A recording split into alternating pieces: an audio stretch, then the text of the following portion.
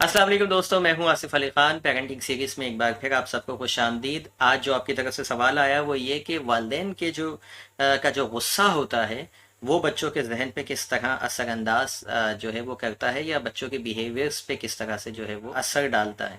देखिए, इल्म नफ्सियात के मुताले से हमें जो पता चलता है वो ये कि इंसान जो है वो तीन तरह से सीख रहा होता है, हमारे बिहेवियर्स तीन तरह से बन रहे होते हैं। एक क्लासिकल कंडीशनिंग, पावलो ने जो है वो ये एक्सपेरिमेंट किया था। पावलो रशियन साइंटिस्ट है और नोबेल प्राइज उसको मिल चुका है। वो ये बताता है कि हम मुस्तकिल जिस काम को दोहराते जाते हैं हम कंडीशन हो जाते हैं और हमारे बिहेवियर्स उसी तरह से बन रहे होते हैं। ये मैं शॉर्ट में उसकी जो है वो बता रहा हूँ। दूसरा ऑपरेंट कंडीशनिंग होता है। स्किनर ने एक एक्सपेरिमेंट किया था और उसने कहा था कि हमारे जो भी बिहेवियर्स होते हैं वो सजा और जजा के प्रिंसिपल के ऊपर बन रहे होते हैं।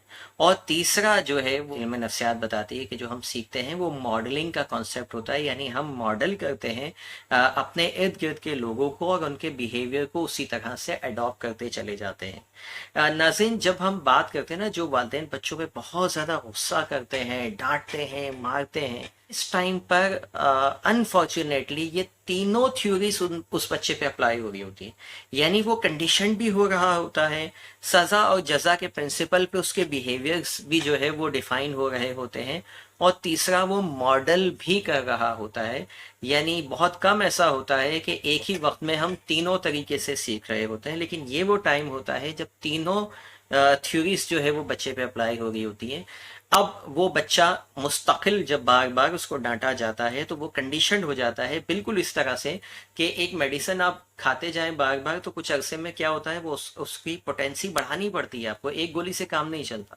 तो बच्चा कंडीशन हो जाता है उस लेवल का कि इतना चीख के जब माँ बात करेगी तभी मैं सुनूंगा। और फिर ये आहिस्ता आहिस्ता बढ़ता चला जाता है कि फिर वो माँ को और ज्यादा गला फाड़ना पड़ता है, वो आपको और ज्यादा पिटाई लगानी पड़ती है, और ये मामला चलता रहता है। ना कि उसके बिहेवियर्स जो है वो कंट्रोल होते हैं, बल्कि और ज़्यादा वो ढीठ, जिसे कहते हैं हम कि बच्चा ढीठ हो गया, बच्चा ज़िद्दी हो गया, वो होता चला जाता है। दूसरा, चूंकि वो मुस्तकिल वो बिहेवियर्स देख रहा है अपने वालिदैन की तरफ से, तो वो मॉडल करने लग जाता है। यानी उसी वक्त वो बच्चा सीख लेता है कि किस तरह से बिहेव किया जाता है। फिर वो आप देखिएगा कि अपने से छोटे या इवन समटाइम्स बड़े भी उनको उसी तरीके से वो रिएक्ट करने शुरू हो जाता है, उसी तरह से गुस्सा करने शुरू हो जाता है। फिर आप लोग कहते हैं कि मेरा बच्चा गुस्सा करना सीख गया है, बहुत ज़्यादा चीखता है, चिल्लाता है, मारता है। ऑब्वियसली ये बिहेवियर्स आए कहाँ से, उसके अंदर वालिदैन की तरफ से आए हैं। आपको उसने क्या किया है, मॉडल किया है, आपने उसको कंडीशन किया है, और फिर वो मॉडल का मुजाहरा वो दूसरे लोगों पे, समटाइम्स आप पर भी करना स्टार्ट कर देता है।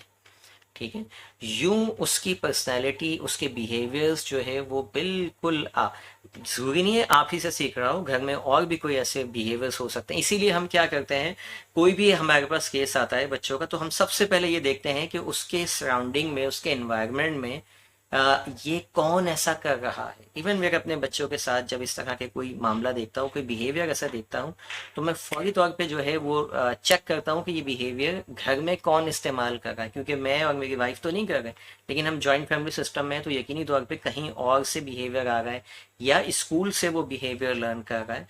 सबसे पहले ये चेक किया जाता है। क्यों? क्योंकि वो मॉडलिंग का प्रोसेस होता है। लेकिन अगर आप खुद ही वजह बने हुए हैं तो फिर अब आप बच्चा गुस्सा करने लगा है, आप उसको डांट के मार के जितना ज्यादा समझाने की कोशिश करेंगे वो उतना ज्यादा उस बिहेवियर को क्या करेगा, अडॉप्ट करता चला जाएगा। असल में वजह बच्चा नहीं है, वजह आप खुद हैं। मैं यहाँ बड़ी इंटरेस्टिंग एक स्टोरी याद आ गई अभी अभी बिल्कुल, हालांकि ये मेरे कंटेंट में थी नहीं, लेकिन मैं सुना देता हूँ। एक शख्स जो है वो गुजरता है, देखता है एक आदमी जो है वो उसकी चाबियां गुम हो गई हैं, और वो एक स्ट्रीट लाइट जो है वो गली में एक लाइट लगी हुई है, उसके नीचे जो है वो ढूंढ रहा है चाबी। दो चार लोग और आ जाते हैं, चाबियां ढूंढते हैं, ढूंढते मिल नहीं रही होती, काफी देर हो जाती है, चाबी नहीं मिल रही। तो लोग उससे पूछते हैं, भाई आर यू श्योर कि आपकी चाबी यहीं गुमी थी? तो वो कहता है, नहीं चाबी तो यहाँ नहीं गुमी थी। वो तो चाबी कहाँ गुमी थी? वो तो घर में गुमी थी। तो फिर यहाँ क्यों ढूंढ रहे हो? तो कहता है, यहाँ पर रोशनी है ना, तो मुझे लगा कि रोशनी में मिल जाएगी, घर में तो अंधेरा। बिल्कुल इसी तरीके से समटाइम्स प्रॉब्लम हमारे अपने अंदर होती है, हम उसे बच्चों में ढूंढ रहे होते हैं। ठीक है, हम बच्चों में सोल्यूशन तलाश कर रहे होते हैं कि हम जो है वो उनको मार पीट के, क्योंकि वो कमज़ोर हैं, तो हम जैसे दिल चाहे अपने रिएक्शन से उनको कंट्रोल करने की कोशिश कर रहे होते हैं। एक्चुअली मसला हमारे अपने अंदर होता है, अंधेरा हमारे अपने अंदर होता है, और हम वहाँ पर जो है वो सोल्यूशन तलाश नहीं कर रहे होते अपनी पेरेंटिंग का, बल्कि बच्चों को जो है वो कोशिश कर रहे होते हैं इनके नट बोल्ट टाइट करते हैं किसी तरीके से। कभी भी नहीं होगा।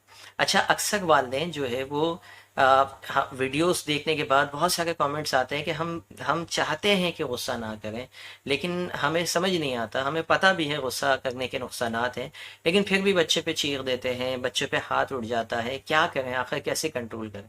देखिए, वालदेन के बिहेवियर भी कंडीशनड हो जाते हैं। जब आपने एक अरसे तक बच्चे को मारा पीटा डांटा, या आपने नहीं किया लेकिन आपने बचपन से ये चीज़ देखी अपने वालदेन में, तो आपके माइंडसेट उसी तरह से बना हुआ है। लाशऊरी तौर पर आप वो रिएक्ट कर रहे होते हैं, लाशऊरी तौर पर आपको गुस्सा आ रहा होता है, शऊर जानता है इस बात को कि ये गलत है, but you still can not control your self, और आप उसको मार रहे होते हैं। ऐसी सूरत में क्या होता है, ऐसी सूरत में आपको अपने गुस्से को कंट्रोल करने के लिए किसी मेंटल हेल्थ प्रैक्टिशनर से मदद लेनी होती है। आप खुद भी कर सकते हैं, बहुत सारी थेरेपिस्ट टेक्निक्स मौजूद हैं यूट्यूब पर भी, लेकिन अगर नहीं मिल रही, 2 से 3 सेशन अगर आप लेते हैं तो वो थेरेपिस्ट क्या करता है कि आपके बिहेवियर्स को मॉडिफाई कर देता है, आपके जो लाशऊरी पैटर्न होते हैं उसको वो ब्लॉक करता है, नए पैटर्न इंस्टॉल करता है, और आप अपने अंदर जो है वो कुदरती तौर पर एक जो है वो पीस महसूस करने लग जाते हैं। आपको पता चलता है कि नेक्स्ट टाइम अगर बच्चा कुछ ऐसी हरकत करता है तो मुझे कैसा बिहेव करना है।